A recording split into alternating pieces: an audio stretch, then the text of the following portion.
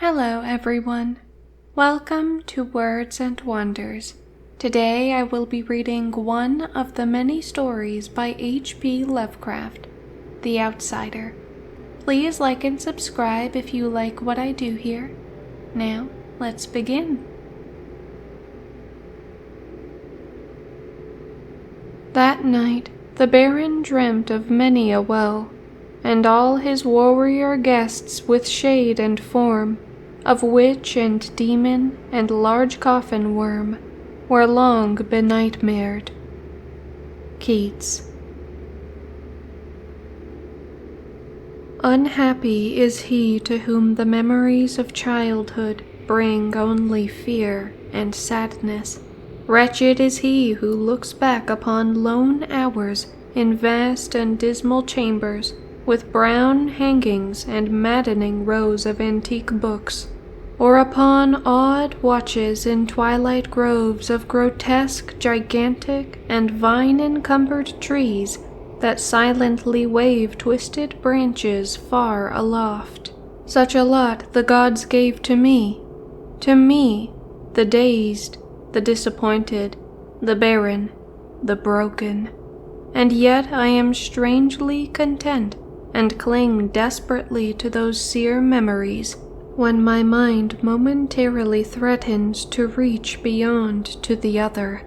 I know not where I was born, save that the castle was infinitely old and infinitely horrible, full of dark passages and having high ceilings where the eye could find only cobwebs and shadows. The stones in the crumbling corridors seemed always hideously damp, and there was an accursed smell everywhere, as of the piled-up corpses of dead generations. It was never light, so that I used sometimes to light candles and gaze steadily at them for relief. Nor was there any sun outdoors, since the terrible trees grew high above the topmost accessible tower. There was one black tower which reached above the trees into the unknown outer sky, but that was partly ruined and could not be ascended, save by a well-nigh impossible climb up the sheer wall, stone by stone. I must have lived years in this place, but I cannot measure the time.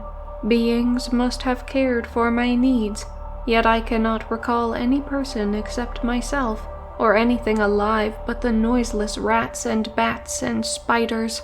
I think that whoever nursed me must have been shockingly aged, since my first conception of a living person was that of something mockingly like myself, yet distorted, shriveled, and decaying like the castle.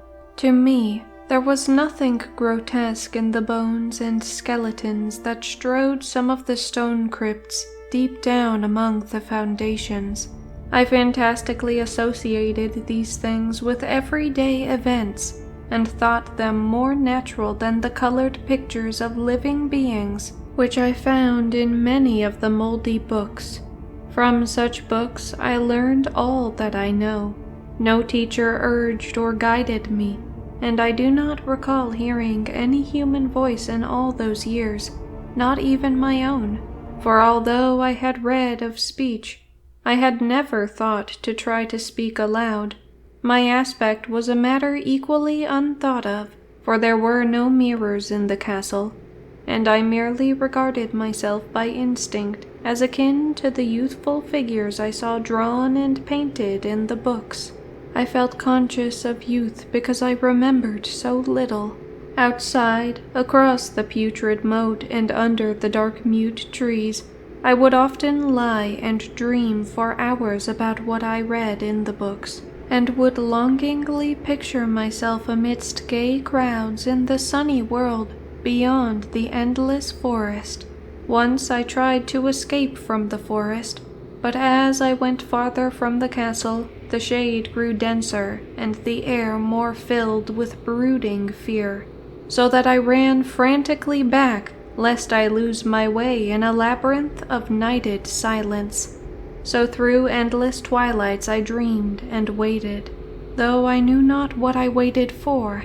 Then, in the shadowy solitude, my longing for light grew so frantic that I could rest no more, and I lifted entreating hands to the single black ruined tower that reached above the forest into the unknown outer sky. And at last I resolved to scale that tower, fall though I might, since it were better to glimpse the sky and perish than to live without ever beholding day. In the dank twilight I climbed the worn and aged stone stairs till I reached the level where they ceased, and thereafter clung perilously to small footholds leading upward. Ghastly and terrible was that dead, stairless cylinder of rock, black, ruined, and deserted, and sinister with startled bats whose wings made no noise.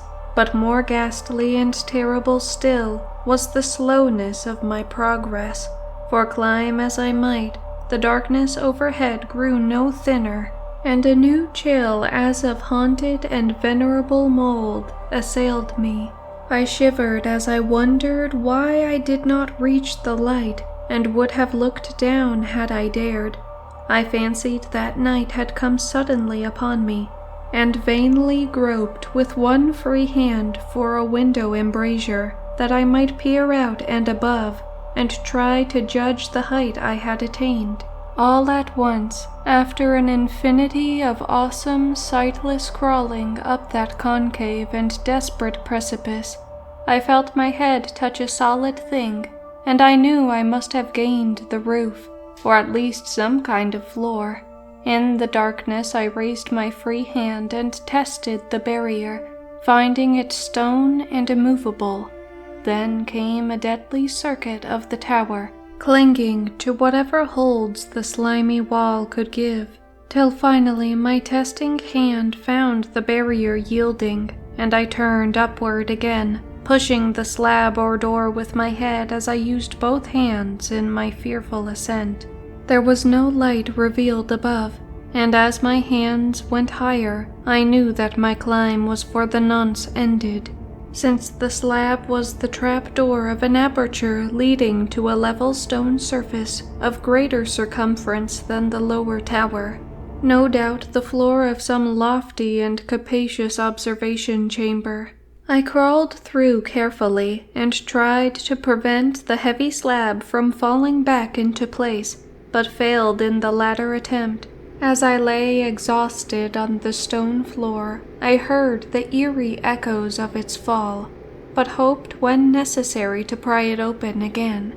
Believing I was now at a prodigious height, far above the accursed branches of the wood, I dragged myself up from the floor and fumbled about for windows, that I might look for the first time upon the sky and the moon and stars of which I had read. But on every hand I was disappointed, since all that I found were vast shelves of marble, bearing odious oblong boxes of disturbing size. More and more I reflected, and wondered what hoary secrets might abide in this high apartment, so many eons cut off from the castle below. Then unexpectedly my hand came upon a doorway, where hung a portal of stone, rough with strange chiseling. Trying it, I found it locked, but with a supreme burst of strength I overcame all obstacles and dragged it open inward. As I did so, there came to me the purest ecstasy I have ever known, for shining tranquilly through an ornate grating of iron, and down a short stone passageway of steps that ascended from the newly found doorway, was the radiant full moon, which I had never before seen, save in dreams and in vague visions I dared not call memories, fancying now that I had attained the very pinnacle of the castle. I commenced to rush up the few steps beyond the door, but the sudden veiling of the moon by a cloud caused me to stumble, and I felt my way more slowly in the dark. It was still very dark when I reached the grating, which I tried carefully and found unlocked, but which I did not open for fear of falling from the amazing height to which I had climbed. Then the moon came out, Most demoniacal of all shocks is that of the abysmally unexpected and grotesquely unbelievable.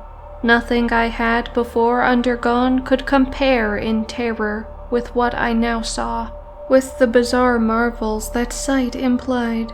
The sight itself was as simple as it was stupefying, for it was merely this. Instead of a dizzying prospect of treetops seen from a lofty eminence, there stretched around me on a level through the grating nothing less than the solid ground, decked and diversified by marble slabs and columns, and overshadowed by an ancient stone church, whose ruined spire gleamed spectrally in the moonlight. Half unconscious, I opened the grating and staggered out upon the white gravel path that stretched away in 2 directions. My mind, stunned and chaotic as it was, still held the frantic craving for light, and not even the fantastic wonder which had happened could stay my course. I neither knew nor cared whether my experience was insanity, dreaming, or magic, but was determined to gaze on brilliance and gaiety at any cost. I knew not who I was, or what my surroundings might be, though as I continued to stumble along, I became conscious of a kind of fearsome latent memory that made my progress not wholly fortuitous. I passed under an arch out of that region of slabs and columns, and wandered through the open country, sometimes following the visible road, but sometimes leaving it curiously to tread across meadows, where only occasional ruins bespoke the ancient presence of a forgotten road.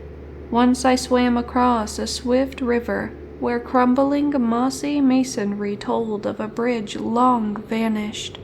Over 2 hours must have passed before I reached what seemed to be my goal, a venerable ivied castle in a thickly wooded park, maddeningly familiar, yet full of perplexing strangeness to me. I saw that the moat was filled in, and that some of the well-known towers were demolished, whilst new wings existed to confuse the beholder. But what I observed with chief interest and delight were the open windows, gorgeously ablaze with light and sending forth sound of the gayest revelry. Advancing to one of these, I looked in and saw an oddly dressed company, indeed, making merry and speaking brightly to one another. I had never seemingly heard human speech before, and could guess only vaguely what was said. Some of the faces seemed to hold expressions that brought up incredibly remote recollections. Others were utterly alien. I now stepped through the low window into the brilliantly lighted room, stepping as I did so from my single bright moment of hope to my blackest convulsion of despair and realization. The nightmare was quick to come, for as I entered, there occurred immediately one of the most terrifying demonstrations I had ever conceived. Scarcely had I crossed the sill, when there descended upon the whole company a sudden and unheralded fear of hideous intensity, distorting every face and evoking the most horrible screams from nearly every throat. Flight was universal, and in the clamor and panic several fell in a swoon and were dragged away by their madly fleeing companions. Many covered their eyes with their hands and plunged blindly and awkwardly in their race to escape, overturning furniture and stumbling against the walls before they managed to reach one of the many doors. The cries were shocking, and as I stood in the brilliant apartment alone and dazed, listening to their vanishing echoes, I trembled at the thought of what might be lurking near me unseen. At a casual inspection, the room seemed deserted, but when I moved toward one of the alcoves, I thought I detected a presence there. A hint of motion beyond the golden-arched doorway leading to another and somewhat similar room. As I approached the arch, I began to perceive the presence more clearly, and then, with the first and last sound I ever uttered, a ghastly ululation that revolted me almost as poignantly as its noxious cause, I beheld in full, frightful vividness and inconceivable, indescribable, and unmentionable monstrosity, which had by its simple appearance changed a merry company to a herd of delirious fugitives. I cannot even hint what it was like, for it was a compound of all that is unclean, uncanny, unwelcome, abnormal, and detestable. It was the ghoulish shade of decay, antiquity, and desolation, the putrid dripping eidolon of unwholesome revelation, the awful bearing of that which the merciful earth should always hide. God knows it was not of this world, or no longer of this world. Yet, to my horror, I saw in its eaten-away and bone-revealing outlines leering, abhorrent travesty on the human shape, and in its moldy, disintegrating apparel, an unspeakable quality that chilled me even more. I was almost paralyzed, but not too much so to make a feeble effort toward flight, a backward stumble which failed to break the spell in which the nameless, voiceless monster held me. My eyes, bewitched by the glassy orbs which stared loathsomely into them, refused to close, though they were mercifully blurred and showed the terrible object but indistinctly after the first shock. I tried to raise my hand to shut out the sight, yet so stunned were my nerves that my arm could not fully obey my will. The attempt, however, was enough to disturb my balance, so that I had to stagger forward several steps to avoid falling. As I did so, I became suddenly and agonizingly aware of the nearness of the carrion thing, whose hideous hollow breathing I half fancied I could hear. Nearly mad, I found myself yet able to throw out a hand to ward off the fetid apparition which pressed so close, when in one cataclysmic second of cosmic nightmarishness and hellish accident, my fingers touched the rotting, outstretched paw of the monster beneath the golden arch. I did not shriek, but all the fiendish ghouls that ride the night wind shrieked for me, as in that same second there crashed down upon my mind a single and fleeting avalanche of soul-annihilating memory. I knew in that second all that had been. I remembered beyond the frightful castle and the trees, and recognized the altered edifice in which I now stood. I recognized, most terrible of all, the unholy abomination that stood leering before me as I withdrew my sullied finger from its own. But in the cosmos there is balm as well as bitterness, and that balm is nepenthe. In the supreme horror of that second I forgot what had horrified me, and the burst of black memory vanished in a chaos of echoing images.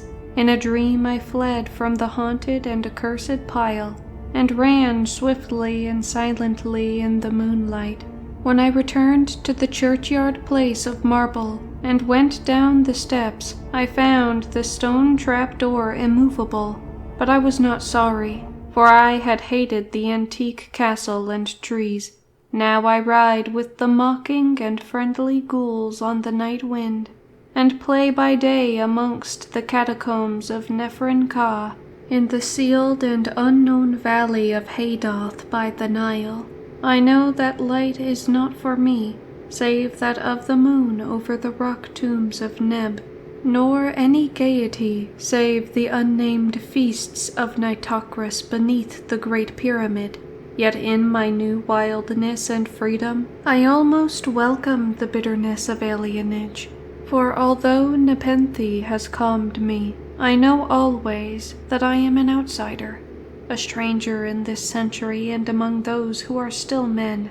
This I have known ever since I stretched out my fingers to the abomination within that great gilded frame, stretched out my fingers and touched a cold, and unyielding surface of polished glass.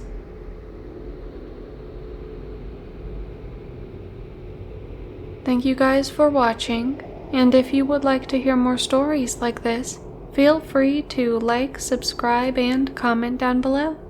Bye bye.